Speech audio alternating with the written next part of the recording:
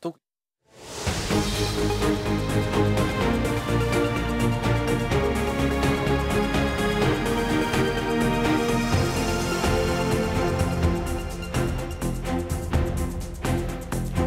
여러분 안녕하십니까? 계속해서 여수 MBC에서 전해드립니다.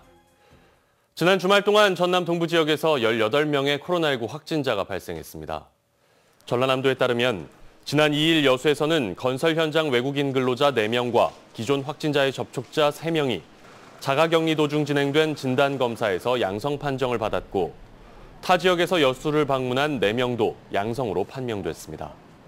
또 순천과 광양, 고흥에서도 지난 주말 기존 확진자의 접촉자 등 7명이 바이러스에 감염됐습니다.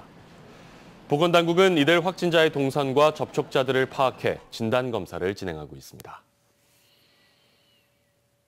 전라남도가 현행 사회적 거리두기 3단계를 오늘부터 2주간 연장했습니다. 이번 거리두기 연장 기간 동안 사적 모임은 접종 완료자를 포함할 경우 최대 8명까지 허용되고 미접종자는 4명까지만 가능합니다.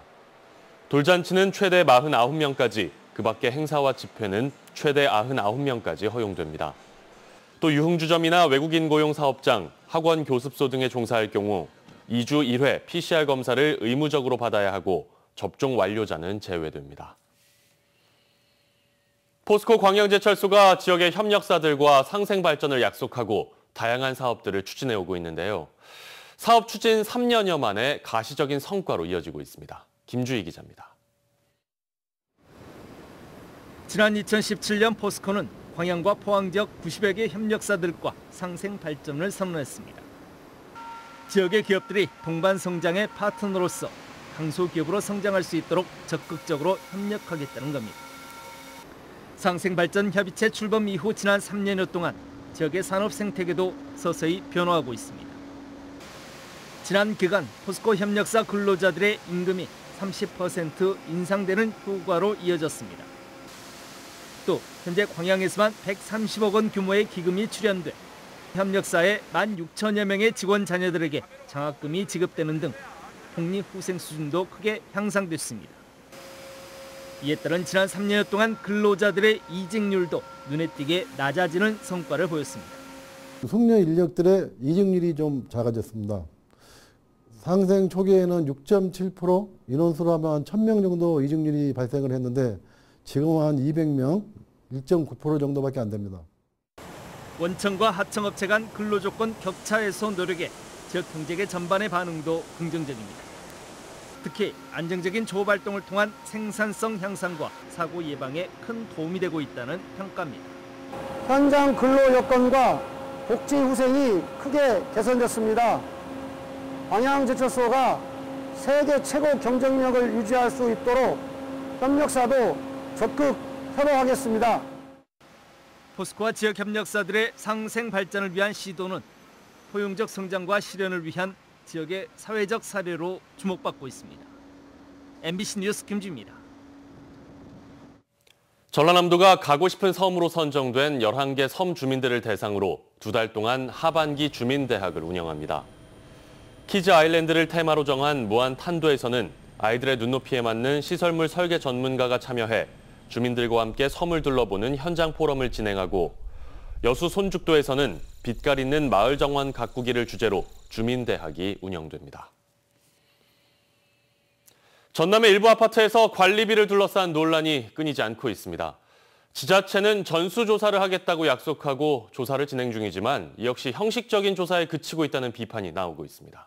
김한수 기자의 보도입니다. 목포시의 한 아파트 단지. 지난 1월 관리비가 부풀려져 부과된 정황이 MBC 보도로 드러났습니다. 확인된 것만 2천만 원 이상이었습니다. 이런 부분까지 이렇게 장난을 치고 있을 거라고는 전혀 예상을 못했고요. 목포시는 70개 아파트 단지의 전수조사에 나섰고 9개 관리업체가 6억 8천여만 원의 관리비를 초과 징수했다고 밝혔습니다. 그런데 이후 목포의 한 아파트 입주민들이 의뢰에 실시한 자체 업무 감사 결과는 크게 달랐습니다. 목포시가 5년간 1,500만 원이라던 과다 청구액이 3,800여만 원으로 2배 이상 늘었습니다. 10년치 내역을 확대하면 초과 징수된 관리비는 4억 6천만 원에 이르렀습니다. 위탁업체가 축소해서 제공한 자료만 가지고 간 겁니다. 그러다 보니까 이 실제와 위탁업체가 횡령했다는 그 금액은 3배에서 한 4배 정도 차이가 있습니다. 목포시는 어떻게 조사했을까? 과다 청구 여부를 확인하기 위한 기본 절차인 관리비 내역과 건강보험공단 자료를 대조조차 하지 않은 채 관리업체의 답변만 사실상 그대로 받아들였습니다. 받은 자료하고 또 영역업체가 받은 자료를 비교해서 분석한 자료를 저희들이 직접 하나하나 조사할 수 있는 단계가 안 되기 때문에 또 관리비가 부풀려졌다고 보면서도 관리업체에 대한 영업 정지 등 행정 조치는 없었습니다. 부당하게 이익을 취한 경우에 영업정지 대상이 되고요. 근데 부당하다 어쩌다는 거에 대해서 부당한지 저희가 그 어떤 논란에 대한 상황에서는 솔직히 좀 애매하지 않습니까? 그런 부분들이. 한편 아파트 관리업체는 입주민들이 외부 컨설팅 업체에 의뢰한 자체 감사가 자격 요건을 갖추지 않았고 수치에도 오류가 있어 인정할 수 없다고 밝혀 법적 다툼까지 예고되고 있습니다. MBC 뉴스 김한수입니다. 여수시가 오는 20일까지 지역사랑 상품권 부정 유통에 대한 집중 단속에 나섭니다. 단속 대상은 물품을 판매하지 않고 상품권을 받은 뒤 일부 금액을 현금으로 돌려주거나 타인의 명의로 상품권을 구매해 환전하는 행위 등입니다. 여수시는 불법 행위가 적발될 경우 가맹점 취소와 과태료 부과 조치를 내리고 사안이 심각할 경우에는 국세청과 경찰에 조사를 의뢰할 방침입니다.